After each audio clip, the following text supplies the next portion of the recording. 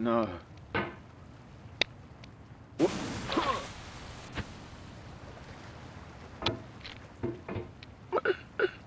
There's no feeling more intense than starting over. If you deleted your homework the day before it was due, as I have, or if you left your wallet at home and you have to go back after spending an hour in the commute. If you won some money at the casino and then put all your winnings on red but it came up black. If you got your best shirt dry cleaned before a wedding and then immediately dropped food on it. If you won an argument with a friend and then later discovered that they just returned to their original view. Starting over is harder than starting up.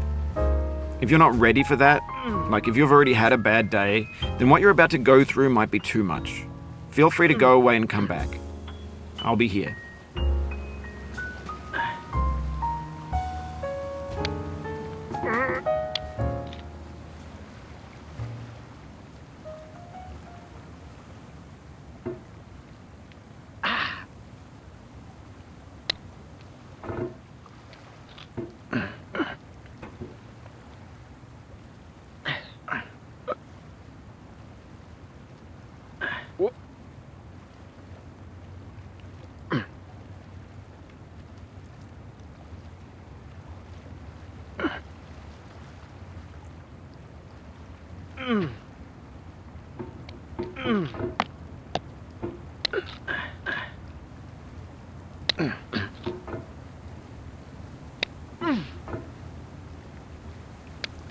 Alright, thanks for coming with me on this trip.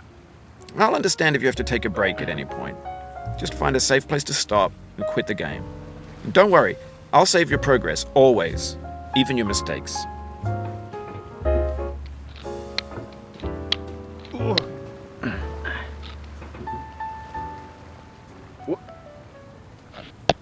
This game is a homage to a free game that came out in 2002, titled Sexy Hiking. The author of that game was Jazuo, a mysterious Czech designer who was known at the time as the father of B games. And B games are rough assemblages of found objects. Designers slap them together very quickly and freely, and they're often too rough and unfriendly to gain much of a following. They're built more for the joy of building them than as polished products.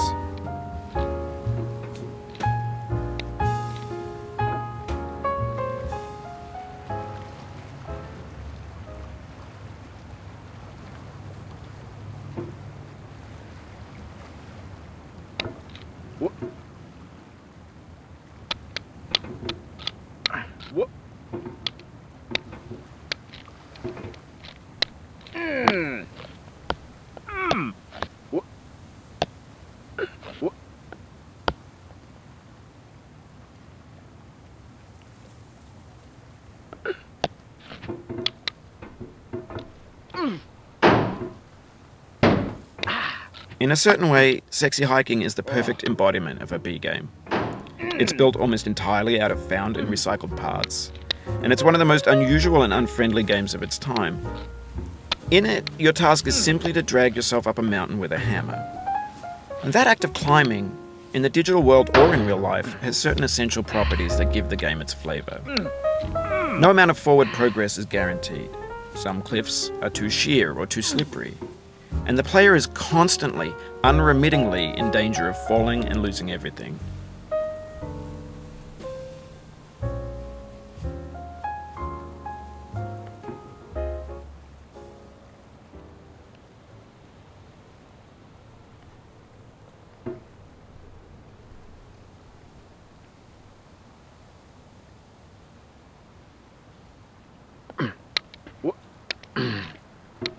Anyway, when you start Sexy Hiking, you're standing next to this dead tree that blocks the way to the entire rest of the game.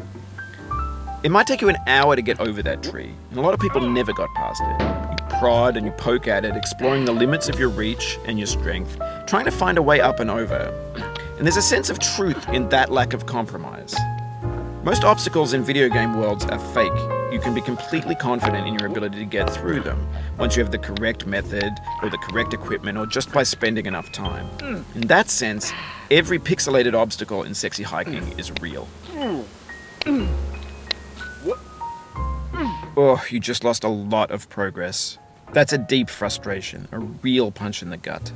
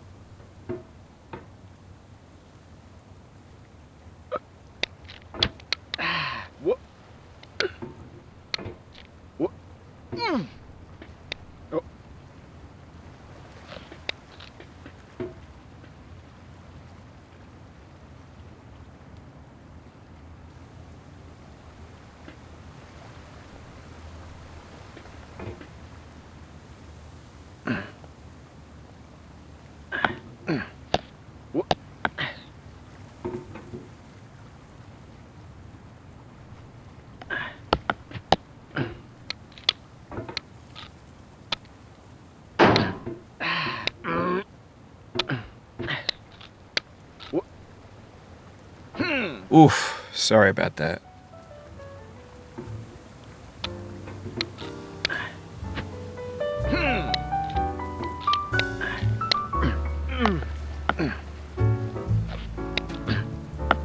Tended to make a frustrating game.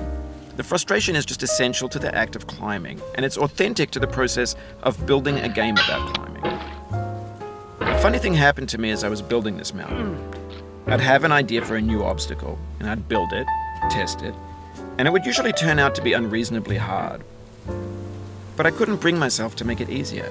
It already felt like my inability to get past the new obstacle was my fault as a player rather than as a builder. Imaginary mountains build themselves from our efforts to climb them, and it's our repeated attempts to reach the summit that turns those mountains into something real.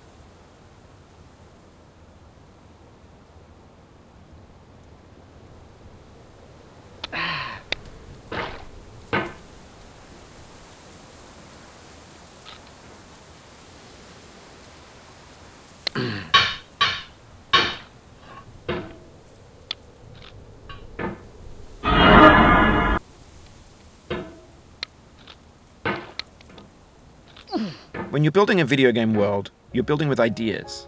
And that can be like working with quickset cement. You mold your ideas into a certain shape that can be played with. And in the process of playing with them, they begin to harden and set until they're immutable, like rock. And at that point, you can't change the world. Not without breaking it into pieces and starting fresh with new ideas.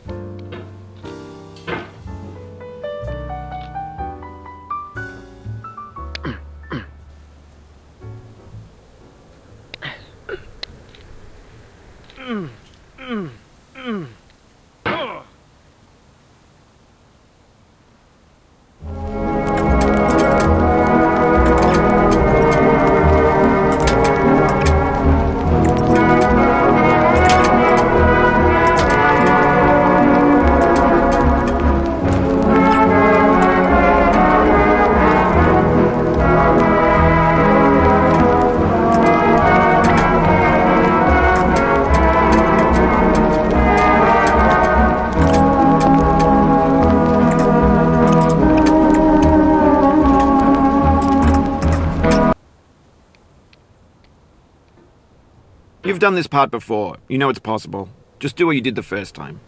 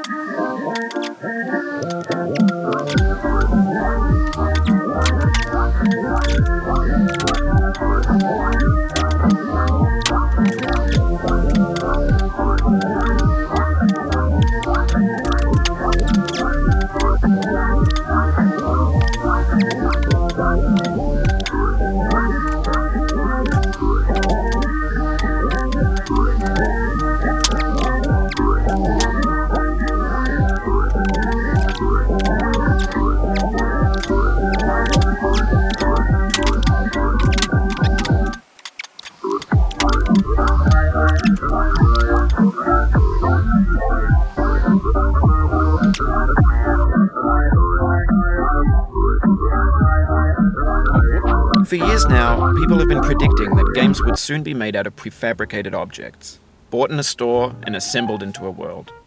And for the most part, that hasn't happened, because the objects in the stores are trash. I don't mean they look bad or that they're badly made, although a lot of them are. I mean they're trash in the way that food becomes trash as soon as you put it in the sink. Things are made to be consumed and used in a certain context, and once the moment is gone, they transform into garbage.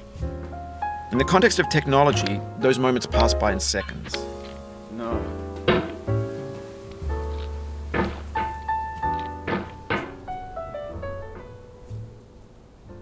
It now vastly outnumbers and outweighs the things that are fresh and untainted and unused. When everything around us is cultural trash, trash becomes the new medium, the lingua franca of the digital age. And you can build culture out of trash. But only trash culture. Be games, be movies, be music, be philosophy.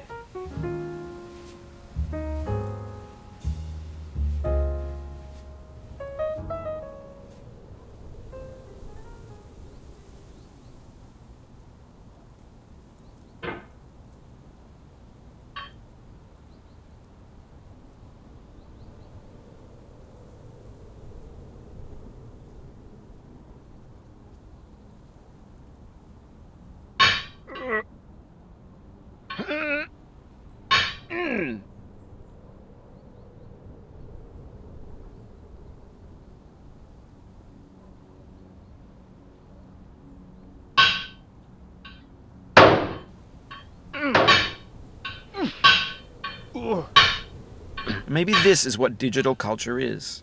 A monstrous mountain of trash, the ash heap of creativity's fountain. A landfill with everything we ever thought of in it. Grand, infinite, and unsorted.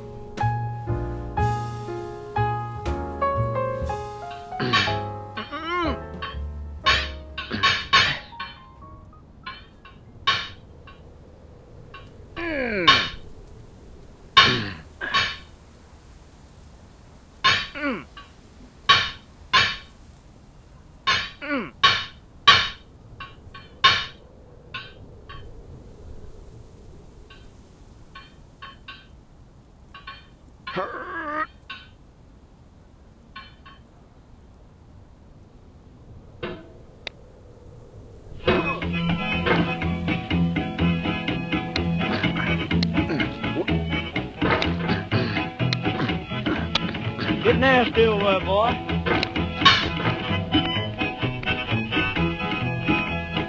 Going down the road feeling bad. I'm going down the road feeling bad. Going down the road feeling bad, and I ain't going to be. The soul would have no rainbow had the eyes no tears. John Vance Cheney.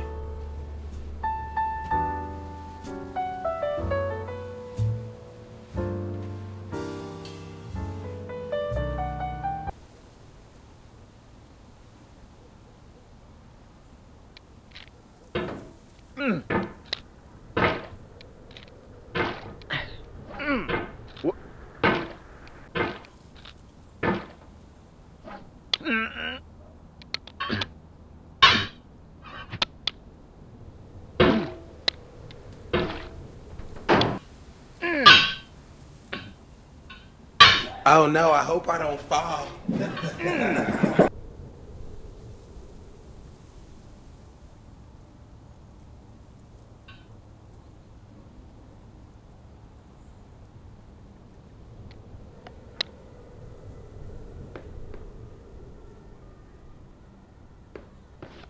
There's 3D models of breakfast, Gen X's fanfic novels, Scan magazines, green screen Shia LaBeouf, banned snuff scenes on LiveLeak. Facebook's got lifelike bots with unbranded adverts and candid shots of Kanye and Taylor Swift mashups, car crash epic failed GIFs, Russian dashcam vids, discussions of McRibs, discarded, forgotten, unrecycled, muddled, rotten, untitled.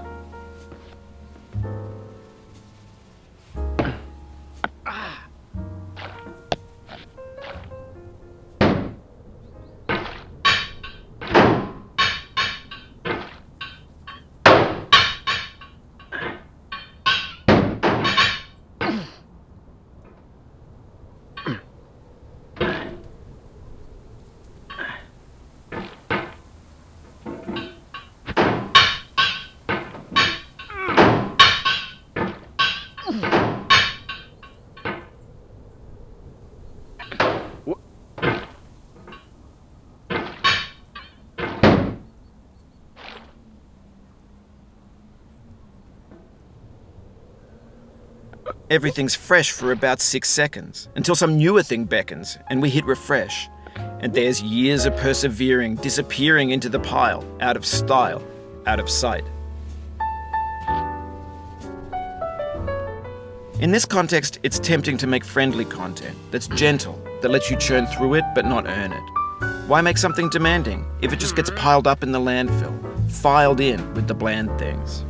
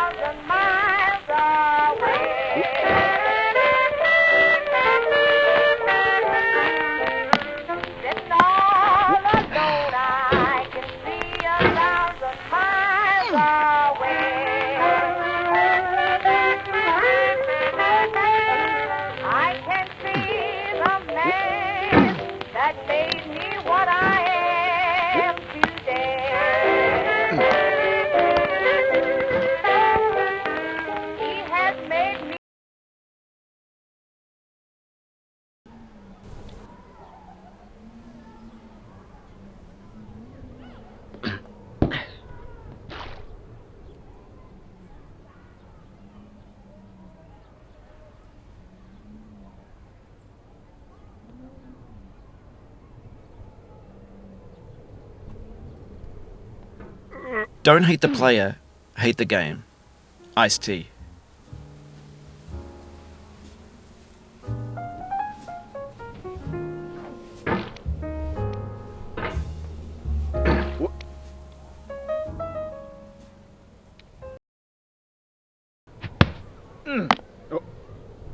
When to the sessions of sweet silent thought I summon up remembrance of things past, I sigh the lack of many a thing I sought, and with old woes new wail my